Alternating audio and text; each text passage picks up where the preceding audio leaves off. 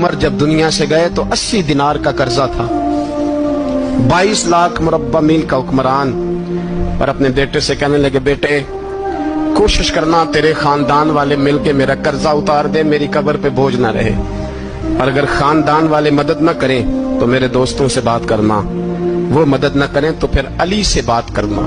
ان کا پیار آپس میں اتنا، اور تو اختلاف ثابت کر رہا ہے۔ 80 دینار کا قرضہ چھوڑ کر حضرت عمر دنیا سے گئے، اور جاتی دفعہ کہہ گئے میرے بعد میرے بچوں کو حکومت کے مشورے میں بھی شامل نہ کرنا، حکومت کے مشورے میں بھی میری اولاد شامل نہ ہو۔ اتنا بڑا شخص اتنا بڑا رنگ دے کے یکم محرم کو جب عمر فاروق کا وصال ہوا تو بیٹے سے کہنے لگے اماں عائشہ سے جا کے کہو میرا بھی نبی پاک کے روزے میں دفن ہونے کو دل کرتا ہے۔ ایک قبر کی جگہ ہے اماں جی نے اپنے لیے رکھی ہے، بخاری ہے بخاری۔